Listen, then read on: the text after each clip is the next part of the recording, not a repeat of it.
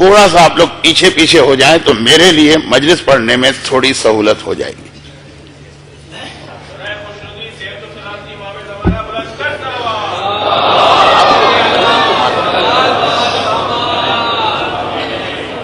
اچھا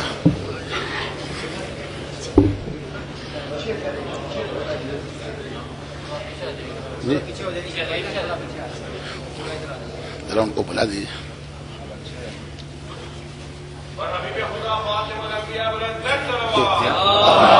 آپ پڑھیں گے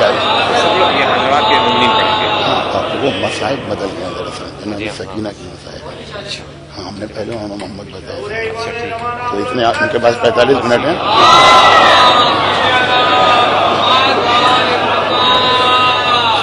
لا حول ولا قوة الا بالله العلي العظيم. حسبنا الله ونعم الوكيل. نعم المولى ونعم النصير. اعوذ بالله من الشيطان اللعين الرجيم. بسم الله الرحمن الرحيم. الحمد لله الملك الحق المبين.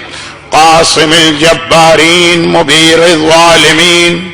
وبه نستعين فإنه خير ناصر ومعين. والصلاة والسلام على سيد الأنبياء وأشرف المرسلين خاتم النبيين رحمة للعالمين المخاطب بطه وياسين أبي القاسم محمد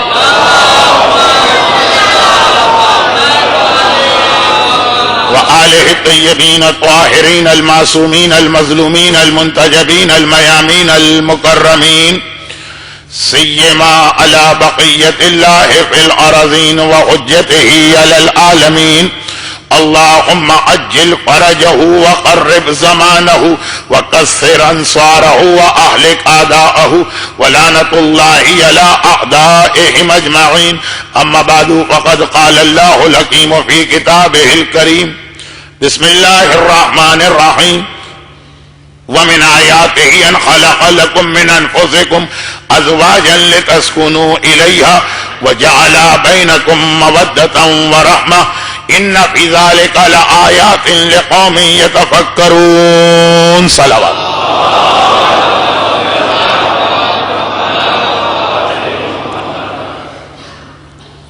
یہ خیال کرتے ہوئے اس وقت کی مجلس کا مجمع بالکل مختلف ہے. جو مومنین رات کی مجلس میں تشریف لا رہے ہیں یہ وہ لوگ تو نہیں ہیں، ورنہ مجھے مجلس کے شروع میں یہ اعلان نہیں کرنا پڑتا کہ آپ حضرات پیچھے جائیے، اور اگر میں اعلان کر بھی دیتا تو مجمع سمجھ جاتا کہ مولانا سنجیدگی سے کہہ رہے ہیں، کوئی مذاق نہیں کر رہے ہیں. میں نے دیکھا کہ آپ حضرات شروع میں 2-4 منٹ تو پریشان رہے کہ اعلان تھا کیا. ہر ایک کہتا ہے کہ قریب آ جائیے، مولانا کہہ رہے ہیں کہ دور ہو جائیے. تو اس کا مطلب یہ ہے کہ مجمع پہلی مرتبہ مجھے سن رہا ہے یا بہت کم سننے کا موقع ملتا ہے، یا وہ مومنین ہیں جو آج ہی مجلس کے بعد تشریف لاتے ہیں میری مجلس میں. اس اعتبار سے میں اپنے کل رات کے ایک اعلان میں تھوڑی سی تبدیلی کر دیتا ہوں. میرا ارادہ یہ تھا کہ جو رات کے وقت ہماری مجالس چل رہی ہیں 21 صفر سے 29 صفر تک، اسی کے عنوان کو ربط دیتے ہوئے آج دوپہر کی مجلس بھی پڑھی جائے گی. لیکن جب میں نے یہ دیکھ لیا تو پھر اب یہاں آج کی مجلس کا عنوان ذرا سا مختلف ہو گیا. اور اسی لیے ان برادر محترم سے میری معذرت جنہوں نے کل رات کی مجلس کے حوالے سے تحریری صورت میں ایک بہت لمبا چوڑا سوال بھجوایا تھا، اور یہ سوال ایسا کہ بڑا دلچسپ سوال بھی ہے، اس کا جواب بھی اتنا ہی دلچسپ ہے، اور بڑے آرام سے اس میں 30, 35, 40 منٹ کا بیان ہو سکتا ہے. لیکن چونکہ اس کا تعلق ہماری رات کی مجالس کے عنوان سے ہے تو انشاءاللہ آج رات یا کل رات کو اس کا بیان آ جائے گا. یہ ان مومن سے بھی میری معذرت اور ان لوگوں سے بھی جنہوں نے رات کے کسی جملے سے یہ سمجھا کہ آج کا ہمارا عنوان وہی پورے عشرے کے عنوان ہی سے مربوط اور منسلک. آئیے اس تمہید کے بعد مختصراً قرآن کریم کی اس آیت پر اس حوالے سے ایک نگاہ ڈالی جائے. جس آیت کی میں نے ابھی تلاوت کی ہے یہ سورہ روم کی آیت ہے. اور آج کل یہ آیت لوگ اپنی شادی یا اپنی اولاد کی شادی کے کارڈ پر بھی چھپواتے ہیں. آیت کا پیغام تو بہت وسیع پیغام ہے، لیکن میں اس کے صرف ایک پہلو کو آپ کے سامنے پیش کر رہا ہوں. آج جمعے کا دن جو ویسے ہی سید الایام کہلاتا ہے اور جو ویسے ہی پروردگار کی خصوصی رحمت کا دن ہوتا، اور پھر آج تو ایسا موقع کہ خدا کی دوسری رحمت بھی اس میں شامل ہو گئی، یہی بارش، یہی بارہ، کہ جس کے بارے میں رات کی مجلس میں جو جملہ میں کہہ رہا کہ یہ بھی ان موقعوں میں سے ایک ہے جب آسمان کے دروازے کھولے جاتے ہیں، خالی پانی کے قطرے دنیا والوں پہ نازل نہیں ہوتے، رحمت خدا کی بھی بارش ہو رہی ہوتی. چنانچہ قبولیت دعا کے موقعوں میں سے جو اصل روایت ہے، قبولیت دعا کے موقعوں میں سے نمبر 1 جب خانہ خدا پہ تمہاری نگاہ پڑے جو دعا مانگو قبول ہے، اور نمبر 2 جس وقت آسمان سے رحمت خدا بارش کی شکل میں نازل ہو رہی اس وقت بھی تمہاری دعا قبول. اور نمبر 3 جمعے کے دن زوال کا وقت میں قبولیت دعا کا مرحلہ. تو رحمت جمع رحمت جمع رحمت. البتہ یہ الگ بات ہے کہ مومن جب کبھی اس انداز کی بارش کو دیکھتا تو اسے مدینہ منورہ کی وہ بارش بھی یاد آ جاتی ہے جس بارش میں رباب اپنی جگہ سے کھڑے ہونے کو تیار نہ تھے. کہ میں نے کربلا میں اپنے والی اور وارث پر تیروں کی بارش ہوتے دیکھی، میں ان پانی کے قطروں کی بارش سے گھبرا کے صحن سے کمرے میں آ کے اپنا وعدہ توڑوں. اور چوتھی رحمت قرآن کریم کی اس آیت میں بیان کی گئی،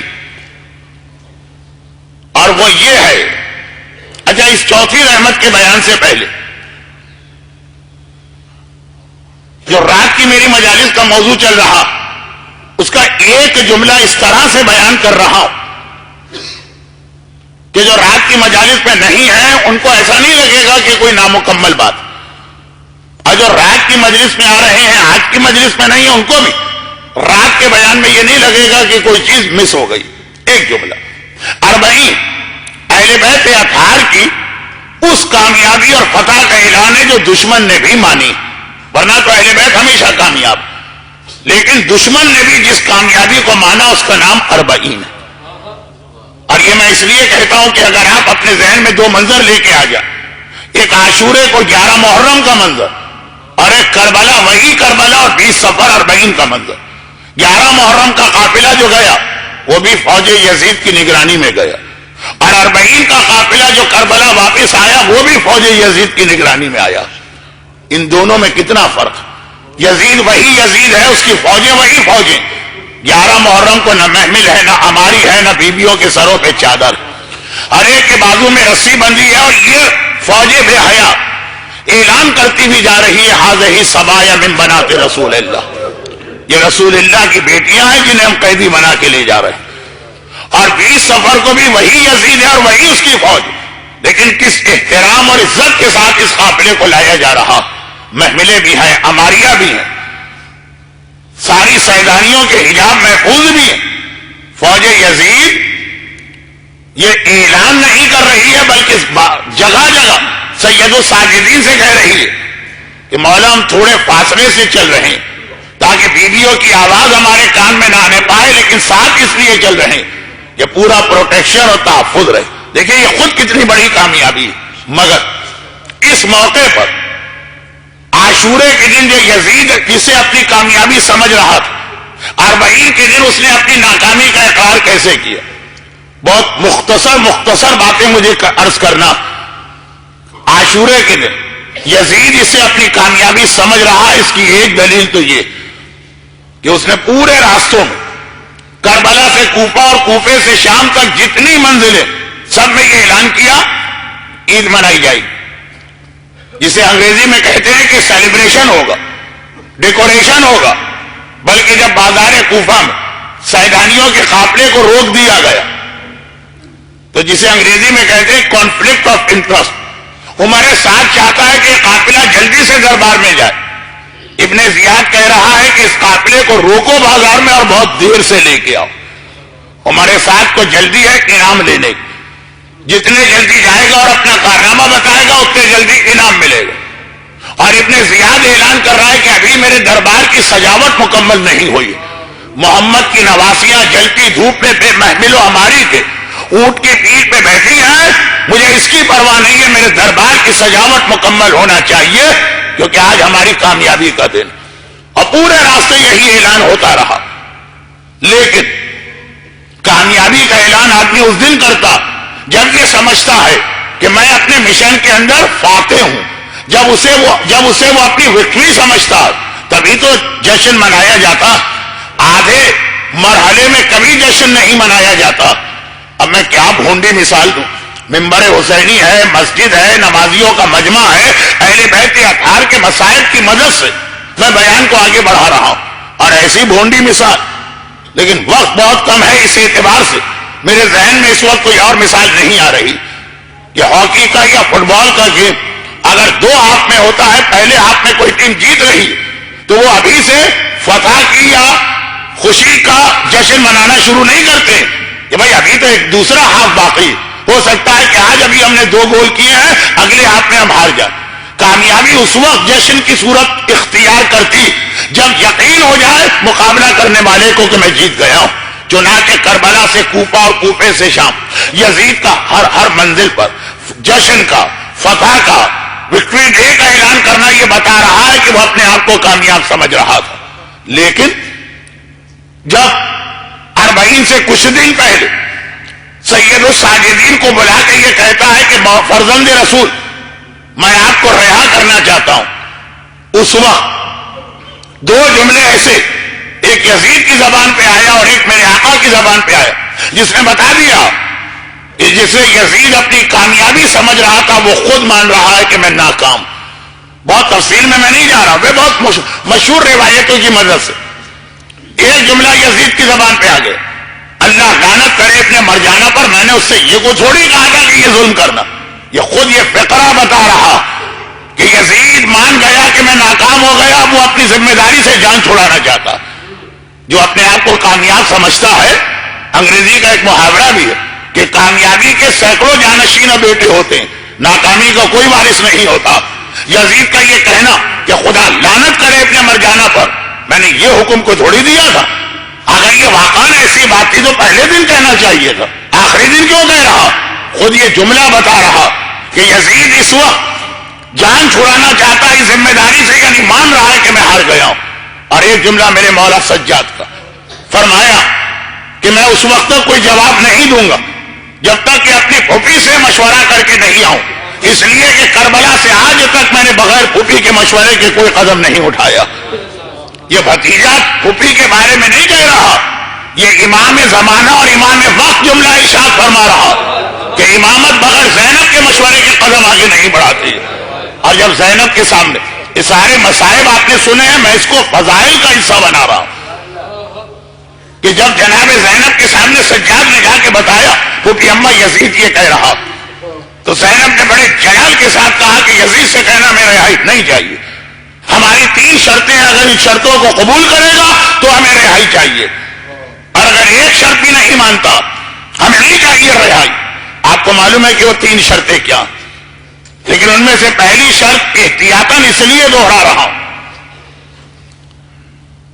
کہ شاید آپ حضرات کے علم میں ہو کہ آج کل ہم میں سے کتنے لوگوں کو اس مسئلے پر اعتراض ہو گیا. اس مجمع کے بارے میں تو مجھے معلوم، یہاں سے وہاں تک جہاں میں چہرے دیکھ رہا ہوں یہ ان کا مسئلہ ہے نہیں، لیکن جب میری زبان پہ جملہ آ گیا اور آدھے منٹ کا بیان ہے تو اس کو مکمل کر دوں. پہلی شرط یہ تھی کہ کربلا میں جب سے ہمارا گھرانہ مارا گیا ہم اب تک گھر والوں کا دل کھول کے ماتم نہیں کر سکے. ہمیں ایک مکان لے کے دیا جائے جس میں ہم پہلے اپنے لٹے گھر کا ماتم کریں گے، پھر ہم رہا ہو کے شام سے کربلا کے مدینے جائیں گے. اچھا یہ جملہ ویسے ہی بہت اہم جملہ، لیکن اس کے ساتھ اگر آپ اس زندان شام کا وہ واقعہ بھی ملا لیجئے کہ سجاد جیسا صاحب معرفت بھتیجا، اب میں امامت کے حوالے سے بات نہیں کر رہا، صاحب معرفت بھتیجا زندان شام میں زینب کو بیٹھ کے نماز پڑھتے دیکھتا. اور یہ نماز واجب نماز نہیں ہے، یہ سنت نماز ہے جو شرعاً ویسے ہی اجازت ہے. صحت مند آدمی بیٹھ کے پڑھ سکتا ہے، ذرا ثواب کم ہو جائے گا لیکن صحیح ہے. تو سجاد جیسا بھتیجا یقین نہیں آ رہا. پھوپھی اماں آپ نے تو کربلا کی شام غریبہ 18 لاشوں کے بیچ میں بھی جتنی نمازیں پڑھی تو کھڑے ہو کے پڑھی. شام غریبہ زینب نے خالی مغرب عشاء نہیں پڑھی ہے، پوری نماز شب 11 رکعتوں کے ساتھ انجام دی اور عجیب طریقے سے انجام دی. چوبے خیمہ ہاتھ میں ہے، لٹے گھر کا پہرا بھی دیا جا رہا اور بارگاہ الہی میں نماز شب کی شکل میں سجدہ بھی انجام دیا جا رہا. اور اس حالت میں کہ ادھر اکبر کا لاشا ہے اور ادھر قاسم کے بدن کے ٹکڑے ہیں اور ادھر حسین کا لاشا نظر آ رہا ہے اور ادھر فرات کے کنارے عباس کا لاشا نظر آ رہا اور ایک طرف کو 2 لاشیں بھی ہیں جو عجیب شہید تھے کربلا کے. اور محمد کربلا کے ایسے شہید ہیں جن پہ ان کی ماں نے بھی ماتم نہیں کیا. ہمیشہ یہی کا سجاد میں نے اپنے دونوں بیٹے صدقہ کر دیے اور ہم اہل بیت جسے صدقہ کرتے پھر اسے یاد بھی نہیں کرتے.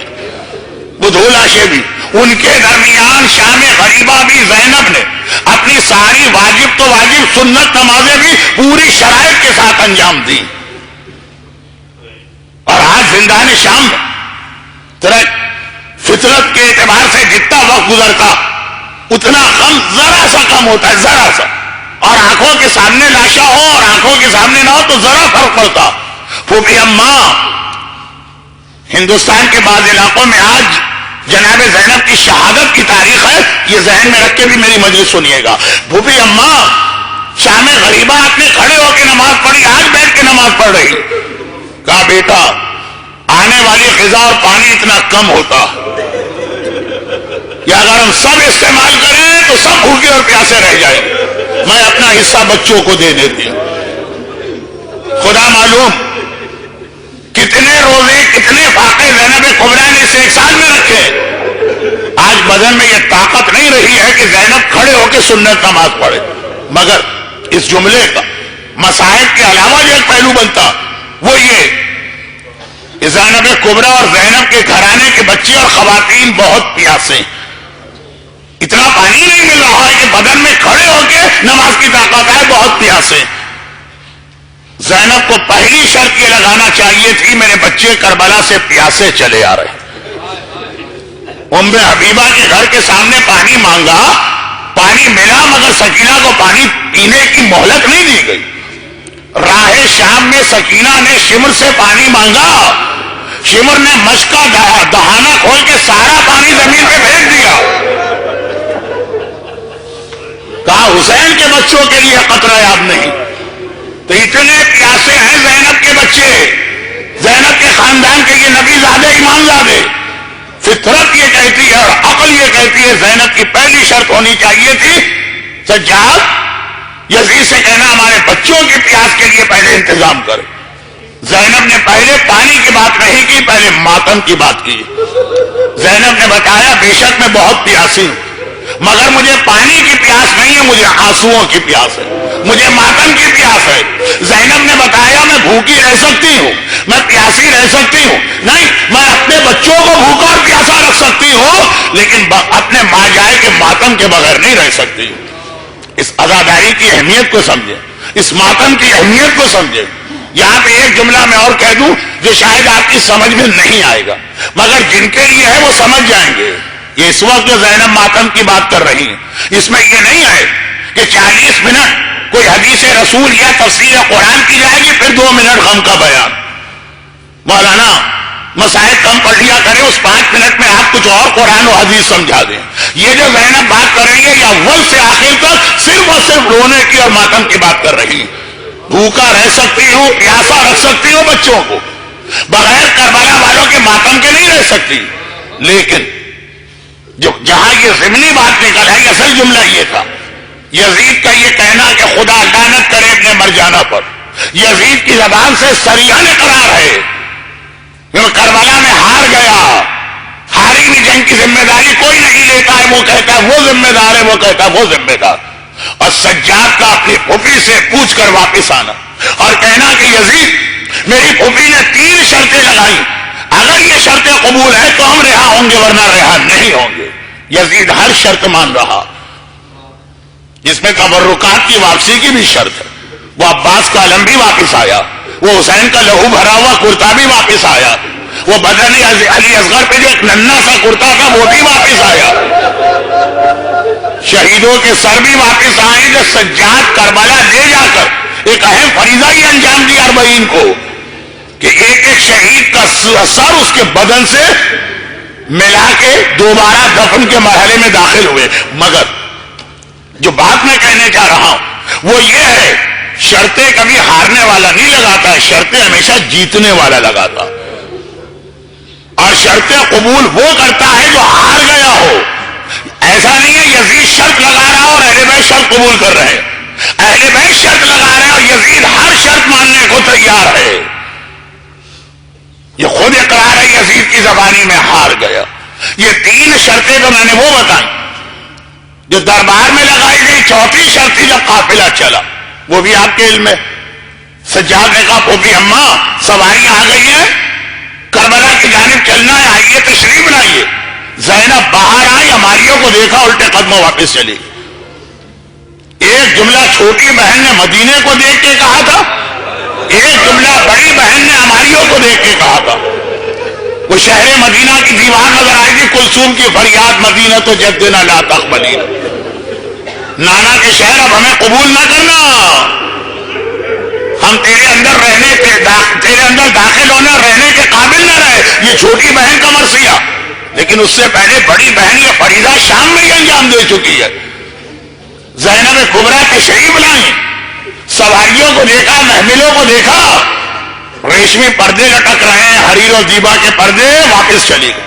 سجاد اب زینب ان پردوں میں بیٹھنے کے قابل نہیں رہی، یزید سے کہو پردے بدل کے کالے پردے لٹکائے جائے تو زینب اس سواری میں بیٹھ گئی۔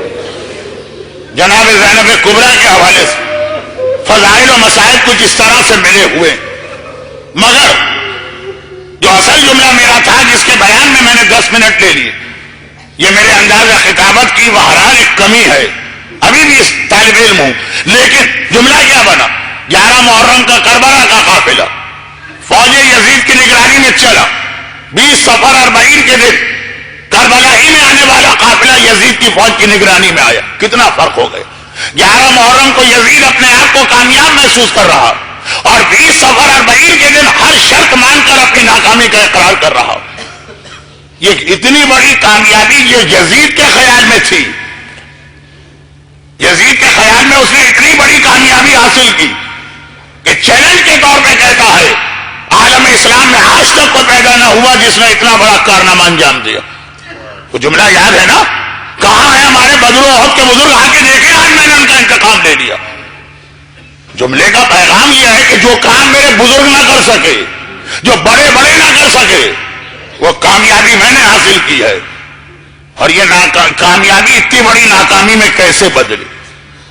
یزید کی ایک بھول۔ اب میں یہ لفظ اچھا لفظ نہیں ہے،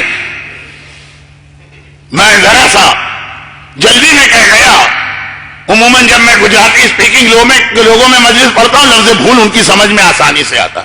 ہمارے ہاں اردو میں بھول کے کچھ اور مانے۔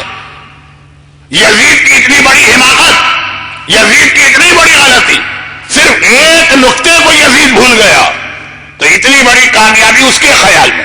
ہم تو حسین کی اصل کامیابی 40 نہیں سمجھتے، ہم حسین کی اصل کامیابی سمجھتے ہیں جب آقا کا کٹا ہوا سر نو کے خنجر پہ بلند ہوا، یہ کٹا ہوا سر نو کے نیزہ کے بلند ہو کے بتا رہا حسین کامیاب ہو گئے۔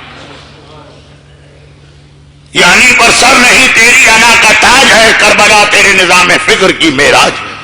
جو رسول کو مخاطب کر کے کہا تو ہم تو اس کو کامیابی سمجھ رہے، لیکن یزید جو اپنی کامیابی سمجھ رہا تھا، اتنی بڑی ناکامی کیسے بدلی؟ ایک اتنا اہم نقطہ وہ بھول گیا، اور اسے آپ نہ بھولیے گا، اسے مجھے نہیں بھولنا۔ وہ یہ ہے کہ وہ سمجھا مرد، جوان مرد، تلوار چلانے والے مرد، جنگی فنون سے آراستہ مرد، اگلا جملہ میں توہین کی نیت سے نہیں کہہ رہا ہوں، یزید کے پوائنٹ آف ویو سے کہہ رہا ہوں. عباس کے سکھائے ہوئے شاگرد یہ ہے میرے لیے بڑا خطرہ. ان کا خاتمہ کرنا ہے تو میں جیت گیا. عورت، کمزور عورت، گھر میں بیٹھنے والی عورت، کبھی چہار دیواری سے نہ نکلنے والی عورت، وہ میرے لیے کیا خطرہ اور چیلنج ہے. یہ یزید کی سب سے بڑی غلطی تھی. یہاں پہ روک کے ایک بات میں اور کر دوں. یہ چھوٹی چھوٹی باتیں جمع ہو کے مجھے منزل مسائل پہ لے جا رہی، اور وہ یہ کہ ہم جیسوں کی مجلسیں سن کر ہم اپنی طرف سے تو کوئی بات نہیں کہتے ہیں نا، وہی قرآن وہی حدیث، لیکن مجمع اب قرآن اور حدیث پہ تو الزام نہیں لگا سکتا. الزام کیا؟ اصل میں تو اس سے اختلاف ہے قرآن حدیث کا. اختلاف قرآن و حدیث سے تو ظاہر کرنے کی ہمت ابھی نہیں. جو وہ پڑھ دیتا ہے جو آدمی، اس سے اختلاف کیا جاتا. ایک اکثر جملہ کہا جاتا کہ مولانا آپ حضرات کی مجلسیں سن کر، اور میں اکثر 40 کا اشرہ اور 40 کے بعد والا اشرہ عورتوں کی ذمہ داریوں کے حوالے سے پڑھتا ہوں.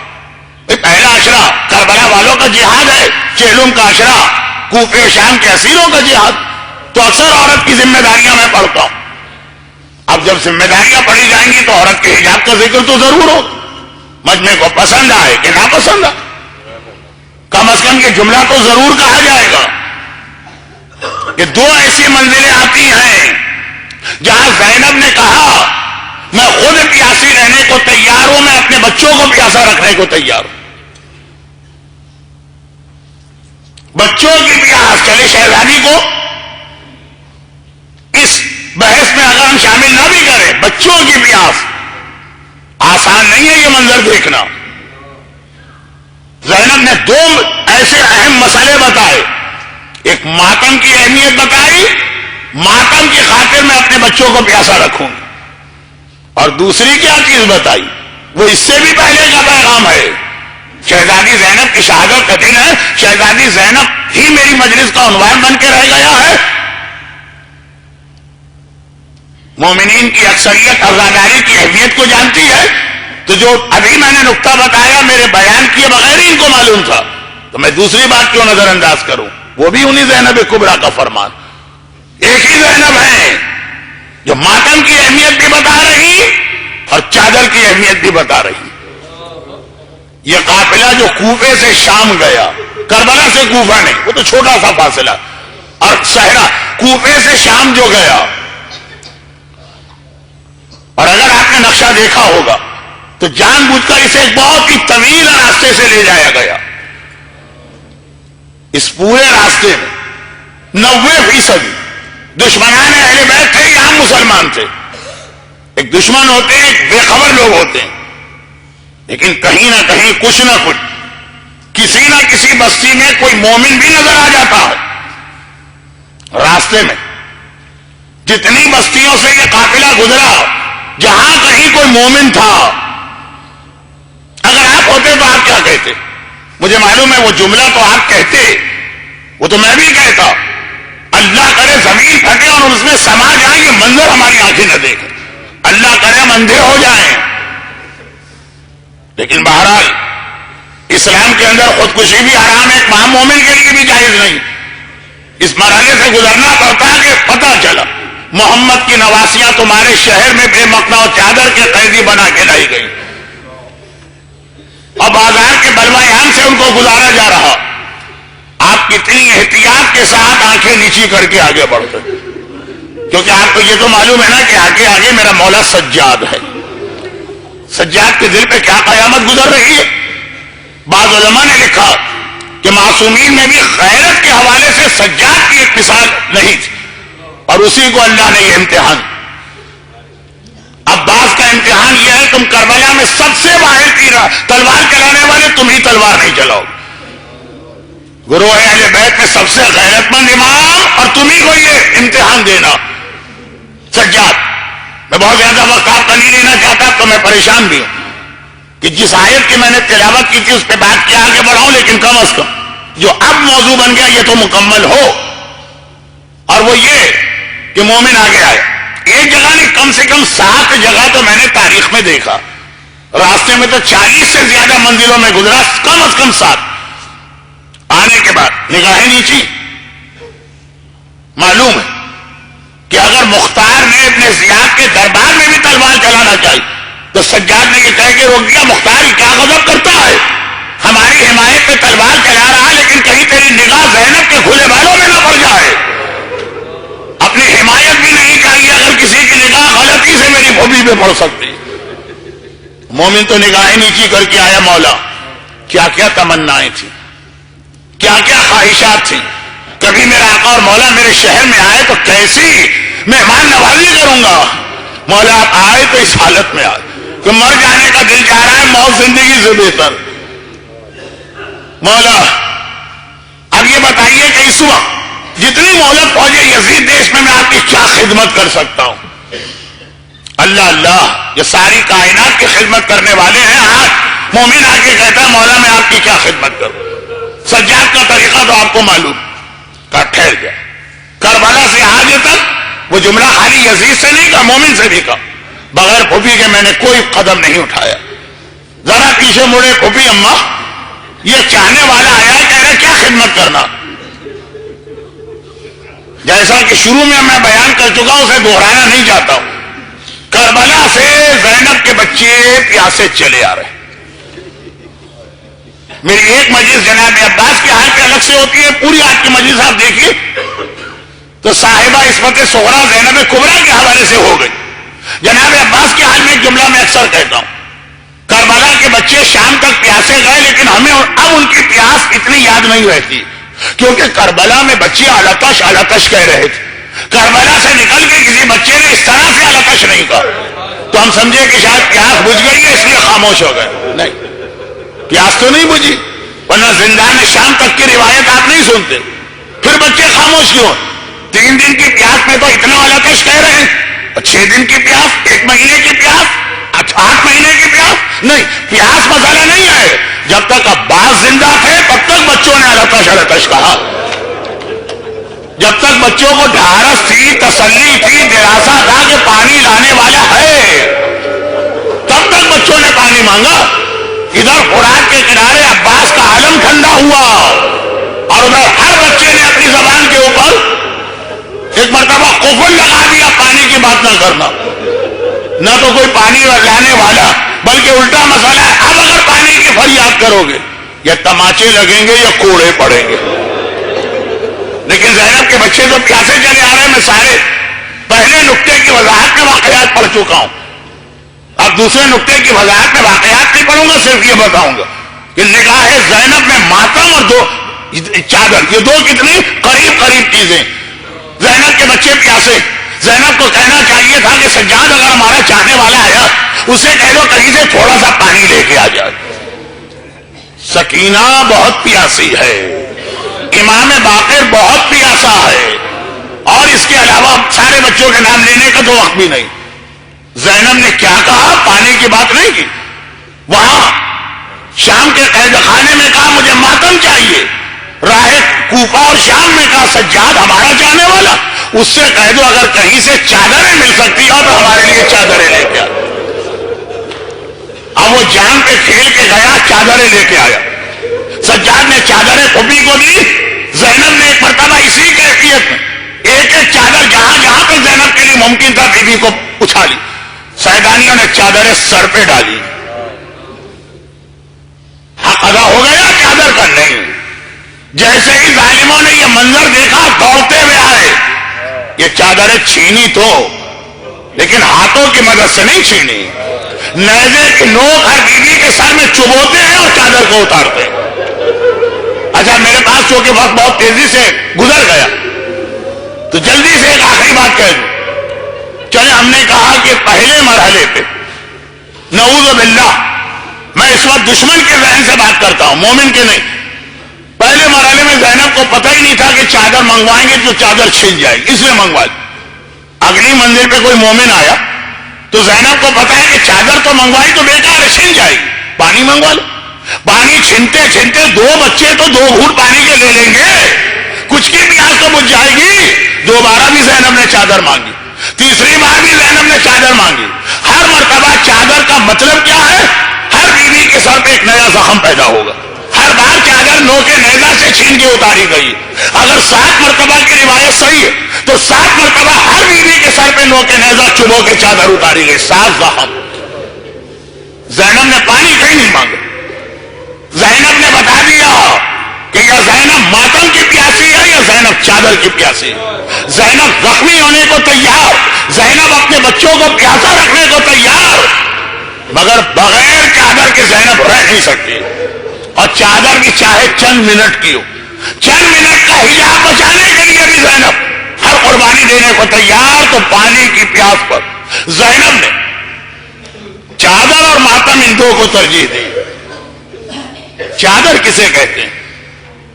چادر اسے نہیں کہتے ہیں کہ مجلس میں اوڑھ کے آئی جائے. چادر اسے کہتے ہیں جو شادی کی تقریب میں بھی پہنی جائے. چادر اسے نہیں کہتے ہیں کہ جلوس میں شرکت کے لیے سر پہ ڈال لی جائے. چادر اسے کہتے ہیں کہ جب ہمارے بچے کی سالگرہ وہاں بھی سر پہ چادر نظر آ رہی. چادر اسے نہیں کہتے ہیں کہ جہاں کوئی مذہبی اجتماع ہو, اذان کی آواز آئی, تلاوت قرآن ہوئی, جھٹ سے سر پہ اسکارف ڈال دی. چادر اسے کہتے ہیں کہ فیس بک پہ بھی تصویر جائے گی تو چادر کے ساتھ جائے گی. زینب کی سیرت کے اس پہلو کو دیکھیے. اور صاحبان ایمان کے لیے خاص یہ بات کہہ رہا ہوں, قرآن کہتا ہے فَتُؤْمِنُونَ بِبَعْضِ الْكِتَابِ وَتَكْفُرُونَ بِبَعْضِ. کیا تم نے قرآن صامت کے لیے یہ طریقہ اختیار کیا کہ کچھ قرآن مانتے اور کچھ نہیں مانتے؟ میں کہتا ہوں یہی قرآن ناطق کے لیے بھی آیت ہے. قرآن ناطق کو بھی اس طرح سے نہیں مانا جاتا کچھ مانا جائے اور کچھ نہ مانا جائے. زینب اگر کہیں پانی کی پیاس سے ماتم کی پیاس ضروری ہے تو آپ اس پر عمل کریں, اور زینب کہیں پانی کی پیاس سے چادر ضروری ہے تو یہ کہہ دیا جائے. آپ بھول گئے ہوں گے میں کہاں سے چلا تھا, مجھے یاد ہے. یہ کہہ دیا جائے کہ مولانا آج کا زمانہ 14ویں صدی کا 1400 سال پہلے کا زمانہ نہیں, 21ویں صدی. اگر ہماری بچیوں کو ہم یہ ساری چیزیں نہیں سکھائیں گے تو وہ آج کے اس وحشی اور خونخوار ماحول میں اپنے آپ کو کیسے بچائیں گی؟ جیسی عورت آپ کی مجلسوں سے سامنے آتی ہے, چادر والی, مکس گیدرنگ سے گریز کرنے والی, تو مولانا وہ تو ایسی عورت گھریلو بن کے رہ جائے گی. یہ کسی مرد اس سے بولے گی بھی تو اس سے بولا نہیں جائے گا کہ آج کی دنیا میں رہا جا سکتا ہے اس طرح. اب وقت نہیں رہا ورنہ میں ذرا تفصیل میں جاتا. زینب کبریٰ گھر میں بیٹھنے والی ایسی خاتون کہ دن کی روشنی میں یہ محرم کے ساتھ بھی گھر سے نہیں نکلتی. اگر کہیں جانا ہو تو رات کے اندھیرے میں جائیں گے اور محرم مردوں کے ساتھ جائیں گے. ایک یہودی کی گواہی تو میں اکثر دیتا ہوں. مولا علی کے پڑوس میں رہنے والا, مولا علی کا مکان تو آج کی مسجد کوفہ کے پیچھے ہے, آپ سب زیارت کر کے آتے رہتے, اس سے دیوار ملا ہوا چھوٹا سا مکان. کہتا ہے 2 سال میں علی کے پڑوس میں رہا. علی کے گھر میں 16 تو علی کی بیٹیاں تھیں, 10 کے قریب علی کی ازواج تھی, 25 خواتین اس گھر میں ہیں. 2 سال میں صبح شام رہا. یہ بہت آسان ہے آپ کے لیے, کوئی عالم آپ کے گھر میں آدھے گھنٹے کے لیے آ گیا تو آپ نے گھر والوں کو خاموش کرا دیا, عورتوں سے کہا باہر نہیں نکلنا, بیٹھے رہنا, وہ بھی اگر اتنی شرم اب کسی میں باقی ہے.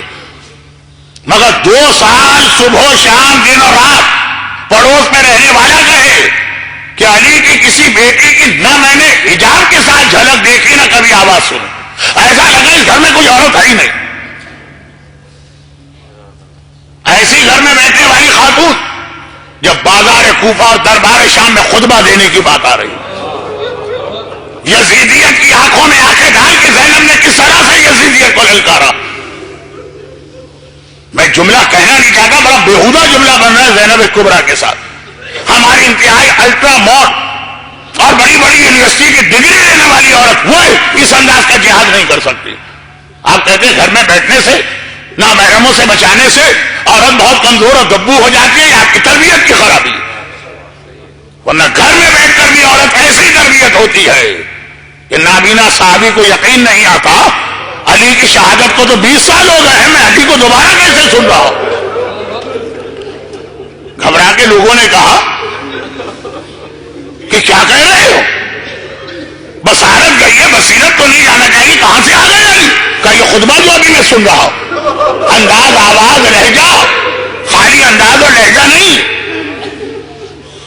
بہت سارے بڑے بڑے خطبہ ہوتے ہیں, پتا چلا ان کے بیٹے کی مجلس پڑھ رہے، آپ مجلس سننے گئے، آپ نے کہا آواز انداز سب کچھ ہوا ہے، لیکن ابھی فرق ہے، میٹر وہ نہیں۔ اب یہ نابینا صحابی کہتا ہے خالی انداز اور آواز نہیں، خطبہ بھی ویسا ہی ہے جیسے نہج البلاغہ کے باقی سارے خطبات۔ گھر میں بیٹھنے والی زینب ہمیں اور آپ کو اور ہماری عورتوں کو یہ پیغام دے رہی ہے کہ جیسی تربیت اسلام چاہتا ہے اس میں گھر کے بیٹھنے والی عورت اتنا بڑا جہاد کرے گی، لیکن ہاں اس کے لیے قربانیاں بہت دینا پڑیں گی۔ اور عجیب شخصیت زینب کبریٰ کی ہے جس نے کبھی اپنے آن و محمد کا ماتم نہیں کیا، کبھی نہیں کیا۔ اسی لیے ہمارے علماء روایتوں کو بھی نہیں مانتے جن میں بظاہر یہ تاثر دیا جائے کہ زینب آن و کبریٰ کے آن و محمد کے لیے بہت رو رہی، کبھی نہیں، بلکہ یہ دنیا کی دوسری ماں تھی جس نے اپنے بیٹوں کو یہ بتایا کہ بیٹا اون، بیٹا محمد، دنیا کتنا ہی تمہیں آ کے کہے کہ اکبر تمہارا بھائی ہے، کبھی اکبر کو بھائی نہ کہنا، وہ آقا ہے، تم اس کے غلام۔ لوگ کہیں گے، محلے والے کہیں گے، پڑوسی کہیں گے، بعض رشتہ دار کہیں گے، یہ دنیا کی دوسری ماں ہے۔ پہلی ماں تو آپ کو پتہ ہی ہے، وہ ام البنین ہے، جنہوں نے کہا تھا عباس، لوگ لاکھ کہتے رہے کہ آقا حسین تیرا بھائی ہے، ہمیشہ اپنے آپ کو غلام سمجھنا اور حسین کو آقا۔ اور اس انداز سے عباس نے اپنے آپ کو غلام کہا کہ عباس کی آخری وصیت سن کے حسین نے کہا لیکن عباس میری بھی ایک وصیت، ایک بار تمہاری زبانی اپنے آپ کو بھائی کہہ سن لو۔ یہ زینب وہ ہے جس نے کبھی اپنے اون کا ماتم نہ کیا، کبھی اپنے محمد کا ماتم نہ کیا۔ جب بیویوں نے بھی کربلا میں ماتم کیا تھا، زینب کو کہنا پڑا تھا باجے والوں کی صدا زیر قنات آتی ہے، کیسے لاشیں میرے بچوں کی بارات آتی، لاشوں میں بھی ماتم نہیں کیا، یہ میرے بچوں کی بارات ہے، میں نے بھائی پہ صدقہ کر دی۔ ہاں اگر ماتم کیا زینب نے، یا حسین کے اکبر کا ماتم کیا یا حسین کی سکینہ کا ماتم کیا۔ عجیب ماں، اپنے لال اس طرح سے صدقہ کر دیا اکبر پر اور سکینہ پر۔ محرم کی مجالس کا عنوان ہے زینب اور اکبر، اور سفر کی مجالس کا عنوان ہے زینب اور سکینہ۔ ذرا سوچیے، اتنی محبت کرنے والی زینب، اور یہ دو جملے جو آپ سنتے ہیں نا، ان کے پیچھے مصائب کے دو بڑے واقعات ہیں، جن میں سے ایک تو شام غریبہ آپ سنتے ہی ہیں۔ کون سے دو جملے؟ علی اور فاطمہ کی پوتی کو جب زندان شام میں دفن کیا گیا تو کفن تو چھوڑیے، کفن تو تھا ہی نہیں، ایک سالم کرتا بھی نہ تھا جس میں سکینہ کو کفن دے کے دفن کیا جاتا۔ یہ بچی جلے ہوئے کرتے میں دفن کی گئی، یہ بچی لہو بھرے ہوئے کرتے میں دفن کی۔ جلا ہوا کرتا تو خیر ہمارے یہاں روایت بہت پڑھی جاتی، مگر جلا ہوا کرتا بھی یہ جملہ بتا رہا کہ شام غریبہ سے جو یہ بچی کرتا پہن کے آئی ہے، کوئی اور لباس نہیں ہے سکینہ کے پاس یا اہل بیت کے پاس۔ شام غریبہ خیمے سے سب سے آخر میں سکینہ نکلی تھی نا، کرتے نے آگ پکڑ لی تھی، وہی جلا ہوا کرتا پورے راستے پہننا پڑا، زندان شام میں جب تک سکینہ زندہ رہی وہی کرتا پہننا پڑا، اور لہو بھرا ہوا کرتا بھی، غسالہ کے جملے کے ساتھ، لہو بھرا ہوا کرتا غسالہ کے جملے کے ساتھ۔ جب غسالہ کو بلایا گیا غسل دینے کے لیے تو یہ منظر آج تک آپ نے نہیں دیکھا ہوگا کہ غسل دینے والا چیخے مارتے ہوئے غسل خانے سے باہر آ گیا۔ تم نے اس بچی پہ کتنے ظلم کیے کہ اس کا سارا بدن زخموں سے بھرا ہوا ہے، لہو بھرا ہوا ہے، خالی کرتا ہی لہو بھرا ہوا نہیں ہے، سکینہ کا سارا بدن بھی زخمی۔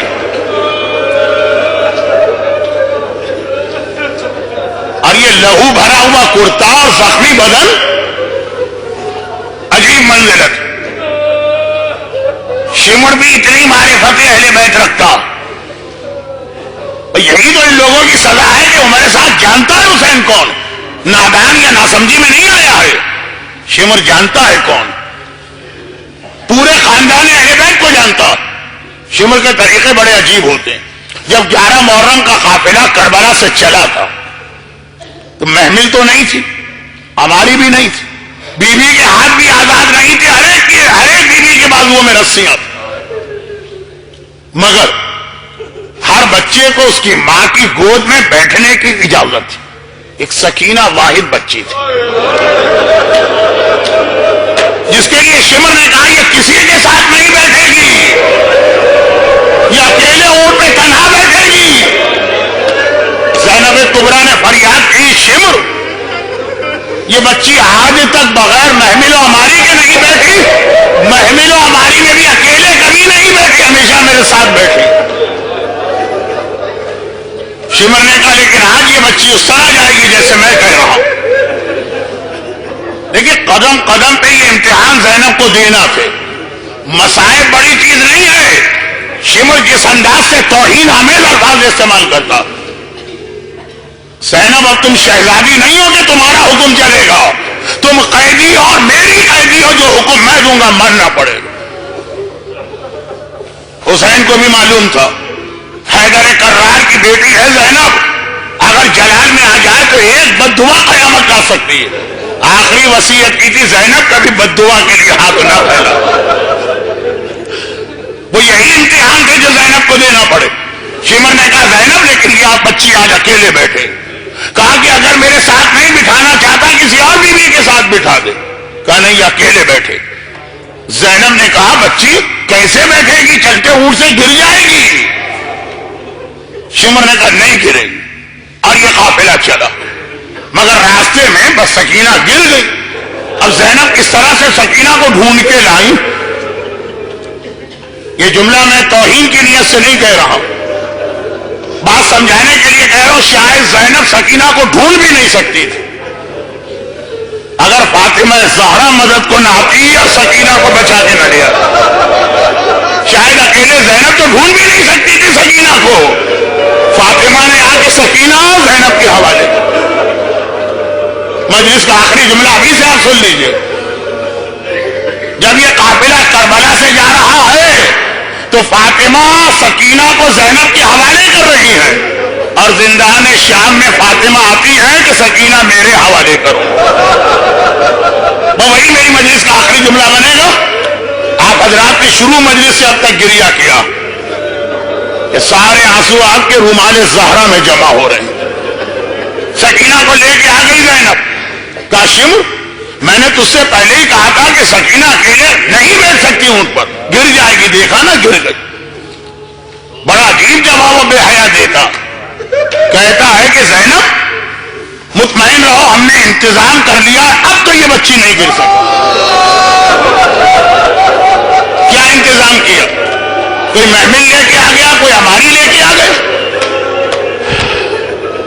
کسی بیوی کی گود میں بٹھا دیا. انتظام کیا کیا؟ اچھا شمر کے انتظام بڑے عجیب ہوتے ہیں.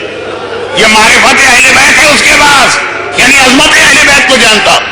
اس کے انتظام پورے عمر سعد کے فرض سے الگ. مثلا چلتے چلتے قافلہ رک گیا. شمر نے پوچھا کیوں روکا؟ کہا جس نیزے پر حسین کا سر ہے وہ نیزہ زمین میں گڑ گیا، آگے نہیں بڑھتا. سارے سپاہیوں نے کہا کوشش کر کے تھک گئے، یہ نیزہ آگے نہیں بڑھ رہا. شمر نے کہا اچھا یہ نیزہ میں آگے بڑھاتا ہوں. اب کیا کیا ہوگا؟ آیا ہوگا نیزے کے قریب، 15-20 طاقتور سپاہیوں سے کہا ہوگا طاقت لگاؤ، بیل کے لے کے زمین کھودی ہوگی. نہیں، یہ شمر یہ نہیں کر رہا ہے. شمر کہتا میں انتظام کرتا ہوں. وہ حسین کے سر کے قریب آیا ہی نہیں، وہ میرے مظلوم آقا ابھی جو بیمار کے قریب گیا. ہاتھ میں کوڑا اٹھا کے سجاد کی کمر پہ مارا. کہا جب تک تیرا بابا آگے نہیں بڑھے گا تجھے کوڑے کھانا پڑے گا. یہ شمر کے انتظامات ہیں جو سب سے الگ ہوتے. اگلا جملہ تو شاید آپ برداشت نہ کر پائیں. 11 محرم کی مثال یاد ہے نا؟ عمر صاحب نے گھبرا کے کہا سارے کٹے سر نظر آ رہے ہیں، اصغر کا سر نظر نہیں آ رہا۔ سپاہیوں نے کہا کہ ہم نے دیکھا تھا حسین ننھا لاشا لے کر ٹیلے کے پیچھے گئے تھے، خالی ہاتھ آئے تھے اور آتے ہی ذوالفقار نکال کے جہاد شروع کر دیا۔ تو اس وقت تو موقع ہی نہیں ملا سوچنے کا۔ اب سمجھ میں آ رہا ہے کہ لاشا لے کے گئے، خالی ہاتھ آئے، یہ لاشا کہیں دفن کر کے آ گئے۔ ٹیلے کے پیچھے اتنی بڑی زمین ہے کربلا، کہاں ڈھونڈا جائے، کوئی نشان قبر بھی نہیں۔ شمر نے کہا گھبراؤ نہیں، میں اس کا انتظام کرتا ہوں۔ اب اس کا انتظام تو ایک ہی ہوگا نا، بیلچے لے کے زمین کھودی جائے، نہیں، یہ شمر ہے، نیزہ لے کے آیا، جگہ جگہ زمین کربلا میں نیزہ گاڑ رہا۔ ایک بار جو نیزہ گاڑ کے نکالا، نوکے نیزہ پر ششماہے کا ننھا سا لاشا نظر آ رہا۔ عجیب انتظام ہوتے ہیں شمر کے۔ کہا زینب گھبراؤ نہیں، اب یہ بچی نہیں گرے گی، میں نے انتظام کیا۔ محمل لایا؟ نہیں۔ اماری لایا؟ نہیں۔ کسی بیوی کی گود میں بٹھایا؟ نہیں۔ رسی کا ٹکڑا لے کے آ گیا، سکینہ کو اونٹ کی پیٹھ پہ الٹا لٹایا گیا، رسی کی مدد سے ننھی بچی کا سارا جسم اونٹ کی پیٹھ سے باندھا گیا۔ یہ شمر کا انتظام۔ اور اب جو اونٹ دوڑا، بابا کے نرم سینے پہ سونے والی بچی اونٹ کی سخت پیٹھ سے جسم رگڑ کھا رہا ہے۔ شام کے قریب جب یہ رسی کھولی گئی تو سکینہ کا سارا بدن زخمی ہے، جسم کی کھال اتر چکی ہے، سارا کرتا خون میں بھرا ہے، اونٹ کی ساری پیٹھ سکینہ کے خون سے سرخ۔ یہ بچی زندان شام میں ماتم کر رہی ہے، اور آج اس بچی کی زندگی کی آخری رات ہے۔ یہ تھا وہ لہو بھرا کرتا، یہ تھا وہ زخمی بدن جسے دیکھ کے غسالہ چیخیں مارتے ہوئے باہر آ گئے۔ اور زندان شام ایک بار آج سکینہ کا ماتم بڑے عجیب انداز سے ہے۔ اہل بیت دیکھ رہے ہیں سکینہ کے ماتم کا طریقہ مختلف ہے۔ زینب نے کہا سکینہ بیٹی اس طرح کا ماتم کیوں کر رہی ہے؟ کہا پھوپھی اماں میرا بابا میرے پاس آیا اور مجھے چھوڑ کے چلا گیا۔ زینب نے کہا تیرا بابا وہ تو کربلا میں الگ ہوا؟ کہا نہیں پھوپھی اماں، ابھی آنکھ لگی تھی خواب میں میرا بابا نظر آیا، لیکن آج میرا بابا اکیلے نہیں تھا، آج میری دادی فاطمہ کے ساتھ تھا، کہہ رہا تھا سکینہ ہم تمہیں لینے آئے ہیں، چلنے کی تیاری کر۔ آپ سمجھ گئے تو کیا زینب کبریٰ، کیا لیلا، کیا رباب نہ سمجھی ہوں گی؟ بے اختیار ساری بیویاں سکینہ کو گھیرے میں لے کے بیٹھ گئے۔ ایسا ماتم ہوا کہ یزید بھی گھبرا گیا، جا کے اس بچی کو روکو ماتم سے، مجھے آرام نہیں کرنے دے رہی۔ کنیزوں اور غلاموں نے ہاتھ جوڑ دی، دنیا کا ہر کام کر سکتے یہ ممکن نہیں۔ وہ کیوں ممکن نہیں؟ کہا کیسے روکے؟ یا ہم اسے کوڑے مارے یا تماچے لگائے؟ جیسے ہی تماچے لگاتے ہیں وہ فریاد کرتی ہے چچا عباس، ذرا آ کے دیکھ تیری سکینہ میں کیا گزر رہی، اس کا تو ماتم بڑھ جاتا۔ یزید نے کہا پھر کیسے میں رات کی نیند لوں؟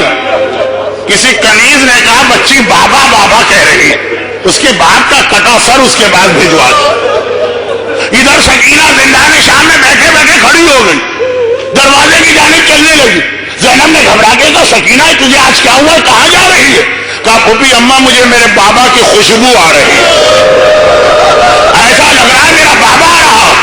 اور ایک بار زینب نے پلٹ کے دیکھا، دروازہ کھلا، کنیزیں ایک تشت لے کر آئی جس پہ کپڑا پڑا، وہ تشت لا کے زینب کے سامنے رکھا، کہا کہ بنت رسول اللہ یزید نے بھجوایا۔ زینب نے کپڑا ہٹایا، بھائی کا کٹا سر بہن کی نگاہوں کے سامنے۔ پہلے تو ساری بیویاں اپنی جگہ سے کھڑی ہو گئی، کٹے سر کا رخ کیا، السلام علیکم یا ابا عبداللہ، السلام علیکم یا ابن رسول اللہ۔ زینب نے یہ سر سکینہ کی گود میں دیا، سکینہ نے باپ کے ہونٹوں پہ ہونٹ رکھے، بابا ذرا میرے رخسار دیکھ کتنے تماچے لگے، ذرا میرے کان دیکھ اب تک زخمی ہے۔ مگر ماتم کرتے کرتے رکی، کہا بابا میں تو اپنی فریاد کر رہی ہوں، تو مجھ سے زیادہ زخمی نظر آ رہا، ارے تیرا گلا کٹا ہوا ہے، ارے تیرے ہونٹوں پر چھڑی کے نشان ہے، آئے میرا بابا مجھ سے زیادہ زخمی۔ ایک دم آواز رک گئی، سکینہ خاموش ہو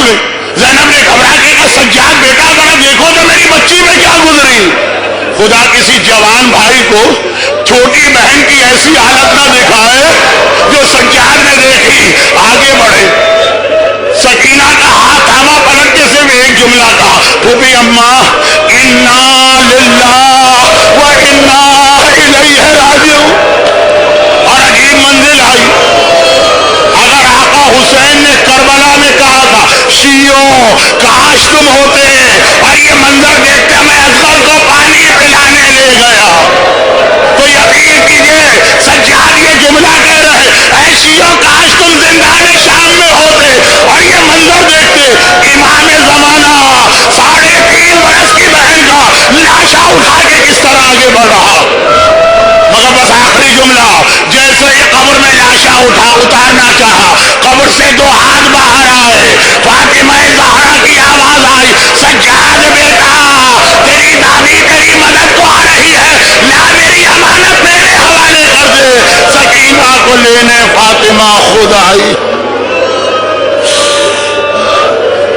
الا ولعنۃ اللہ علی اعدائہم اجمعین وَسَيَعْلَمُ الَّذِينَ ظَلَمُوا أَيَّ مُنْقَلَبٍ يَنْقَلِبُونَ۔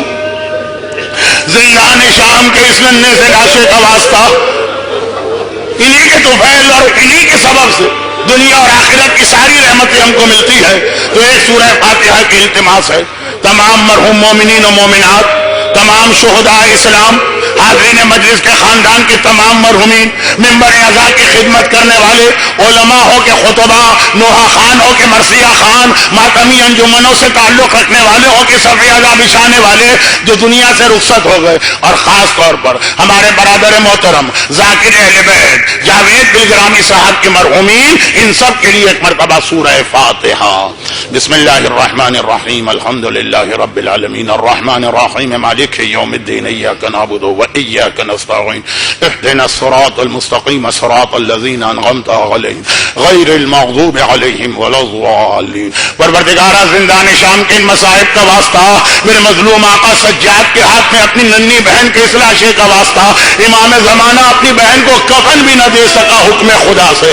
خدا بندہ جتنے لوگ آج کی مجلس میں آئے ہیں اور بانی مجلس جاوید بلگرامی صاحب، ان سب کو غم حسین کے سوا دنیا اور آخرت کے غم اور پریشانی سے محفوظ فرما۔ خدا بندہ صاحبان ایمان کی تمام مرحومین کی مغفرت فرما۔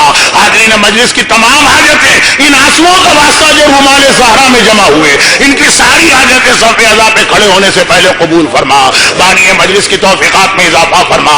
سکینہ کی اس ننھی سی لاش کا واسطہ ہر مومن اور مومنہ کو، صاحب بانی مجلس کو اپنی تمام اولادوں کی خوشیاں نصیب فرما۔ خدا بندہ ہمیں مرتے دم تک قبر میں قیامت میں جنت میں بھی حسین کا عزادار اور ماتمی بنا کے داخل فرما۔ خدا بندہ ان تمام مظالم کے انتقام کے لیے وارث معصومین فرزند زہرا امام زمانہ کے ظہور میں تعجیل فرما، اور غیبت میں ہمیں اپنی ذمہ داریاں ادا کر کے بعد ظہور امام کی فوج کا سپاہی بننے کی توفیق عطا فرما۔ ماتم حسین